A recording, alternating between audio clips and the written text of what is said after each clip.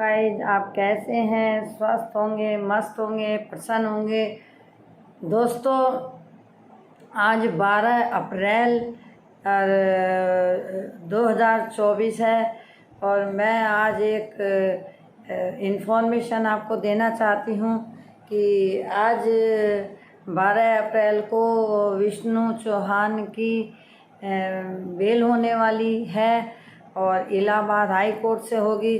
तो दोस्तों, इसी के बारे में मैं कुछ आपसे को बताना चाहती हूँ कि आज बहुत से लोग हाई कोर्ट गए हुए हैं। जगदीश कालीपुर, जहाँ पर विष्णु चौहान, मालती चौहान का जो पति है, जो कि जेल में बंद है, वो इलाहाबाद की जेल में है और मुकदमा वहीं से चल रहा है।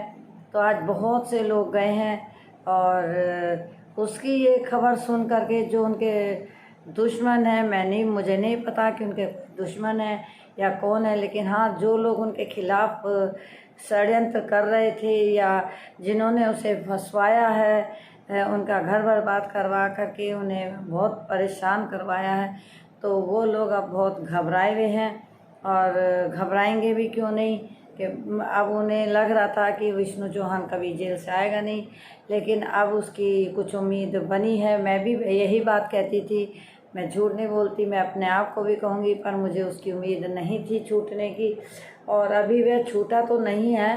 लेकिन आज जैसा कि मैंने सुना है, चंदा भाभी जिसे कहते हैं, चंदा जो म्यूजिशियन है, वो कह रही थी कि लोगों की फटने लगी है।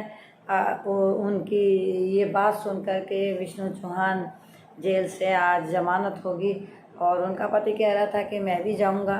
तो दोस्तों, अगर आज विष्णु चौहान की जमानत की अपील हो जाती है और मंजूर हो जाती है तो शायद कल या परसों तक वो छूट जाएंगे वहाँ से।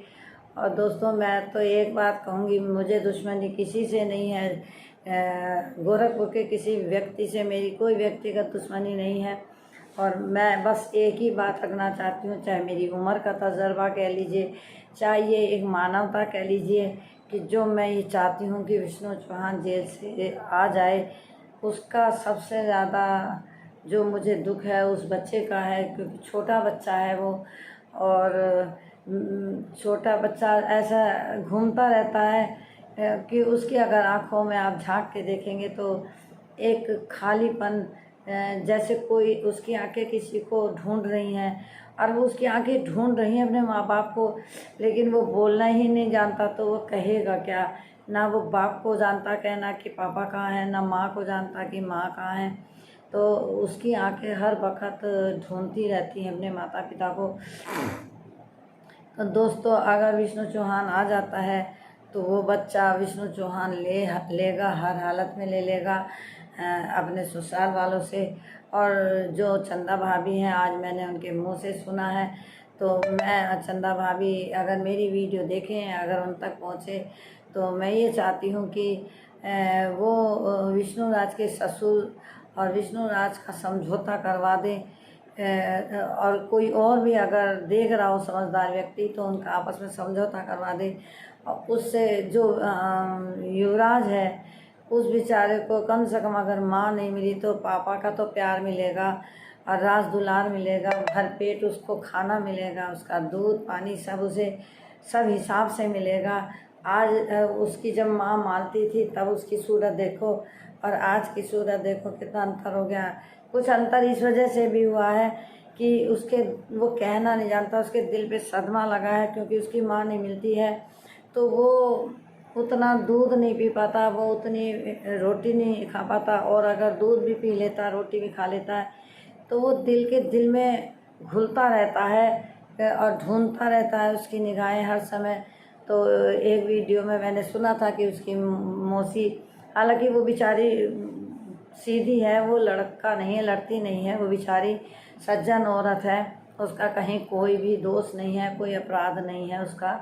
वो आज गेहूं भी काटती मैंने देखी थी। उस बेचारे ने भी अपना चैनल बनाया है, बहती गंगा में सभी हाथ धोते हैं। तो वो कह रही थी यदि विष्णु चौहान मतलब आ जाएगा तो वो अपना बच्चा ले जाएगा। क्योंकि उन्हें इसलिए डर है कि उन्हें पता तो है ही कि वही बच्चा जिसका है वो तो ले जाएगा, उसे तो दुनिया की कोई भी बड़ी से बड़ी अदालत उस बच्चे को नहीं रोक सकेगी उसके बाप के पास जाने के लिए। तो कायदे में आप दे ही देना चाहिए उनका बच्चा। और सोचो कि उसकी माँ नहीं रही, उसका बाप को कितनी तड़फन हो रही हुई, वो सोचता होगा कि पता नहीं मेरा बच्चा कैसे रह रहा होगा, पता नहीं क्या खा रहा होगा, नहीं खा रहा होगा। माँ बाप अपने हाथ से खिला करके, दूध पिला करके, पानी भी पिलाएंगे ना माँ बाप, तो उससे भी माँ बाप की आत्मा ठंडी रहती है। तो आज मैं देख रही थी कि चंदा भाभी और उनके पति कह रहे थे मैं भी जाऊंगा उनसे। तो आज बहुत लोग इलाहाबाद गए हुए हैं सिर्फ विष्णु चौहान के लिए, और भगवान करे वो विष्णु चौहान छूट जाए और आ जाए। तो दोस्तों मुझे तो बहुत खुशी हुई जब मैंने आज सुना, और शायद अगर अब की बार नहीं हुई तो शायद अब की तारीख पे कुछ ना कुछ हो जाए, और भगवान ने करा तो हो भी सकता है। तो अगर हो जाएगा तो हमें भी खुशी होगी, और मैं सबसे ज़्यादा उस बच्चे के लिए उत्साहित हूँ। क्योंकि आजकल चाहे कोई कितना भी किसी का कर दे, लेकिन जितने माँ बाप करते हैं अपने बच्चे के लिए इतना कोई नहीं करता। तो दोस्तों आप लोग भी प्लीज़ विष्णु चौहान के लिए दुआ करें, और उसकी हेल्प जितनी हो करें। और मालती चौहान तो अब आने की नहीं रही, जो होना था वो तो हो गया है। अब जो किसी ने करा है वो तो अब वापस आने का नहीं, वो नहीं आने की। लेकिन कम से कम अब विष्णु चौहान जो के बच्चे को उसको ज़िंदगी दे दो अगर मानवता है। लेकिन हाँ, मैं उनके खिलाफ़ भी नहीं जाऊंगी। जो उनके पिता है जिनकी बेटी गई है, मैं उनके खिलाफ़ भी नहीं जाऊंगी। हाँ, लेकिन इन दोनों के बीच में एक रास्ता है जो आप निकाल सकते हैं कि विष्णु चौहान अपने ससुर के पैर पकड़ ले, माफ़ी मांग ले, गलती हो गई, जो हो गया माफ़ी मांग ले, पैर पकड़ ले अपने बच्चे के लिए। तो शायद विष्णु चौहान के पापा अपना केस वापस ले लें, और मैं तो कहूँ जमानत पे भी छूट जाता है तब भी वो केस लड़ता रहेगा।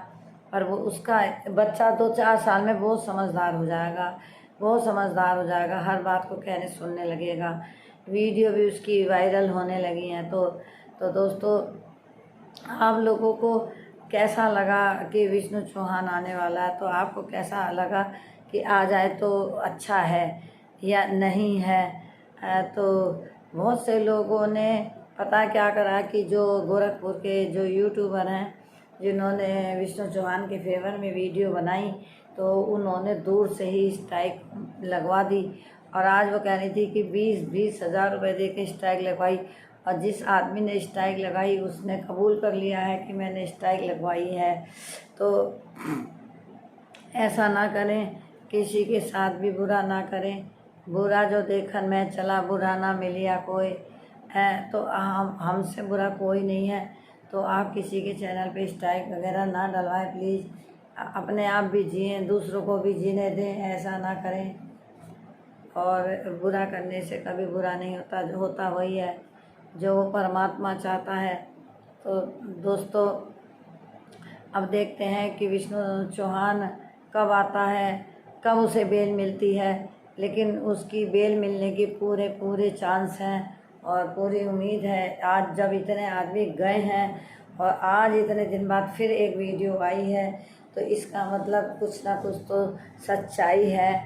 और मैं तो जो और लोग भी हैं जो जिन्होंने विष्णु चौहान के खिलाफ़ भी अगर कुछ बोल दिया है, तो विष्णु चौहान आएगा जब, तो अपनी गलती मान लें कि भाई हमसे गलती हो गई। और जिन्होंने उसका घर बर्बाद करा है तो वो उसे तो अब छोड़ेगा नहीं, ये तो बात पक्का है। क्योंकि पता उसे सब है, लेकिन वो अपने हाथ से उन कामों को करेगा, बताएगा नहीं, वो अपने हाथों से करेगा वो काम। जो वो अब आ गया तो वकील को सब बात वही बताएगा कि उसने क्या देखा था, किसने करवाया था, कौन है इसके बीच में। तो दोस्तों आप लोगों को मेरी वीडियो कैसे लगी है आप मुझे कमेंट्स करके बताइए। मेरे वीडियो को लाइक करें, शेयर करें, सब्सक्राइब करना बिल्कुल ना भूलें। और मेरी वीडियो में कमेंट्स ज़रूर करा करें दोस्तों।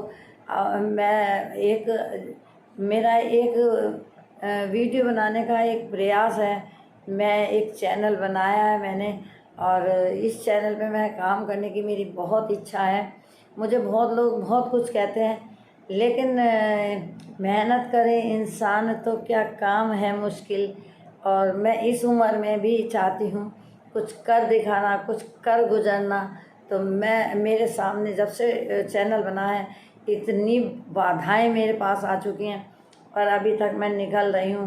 किसी यूट्यूबर ने मेरी कोई मदद नहीं करी है। और अगर चंदा भाभी मेरा ये वीडियो देखें तो प्लीज़ मुझे फ़ोन नंबर अपना भिजवाएं, तो मैं उनसे मिलना चाहती हूँ।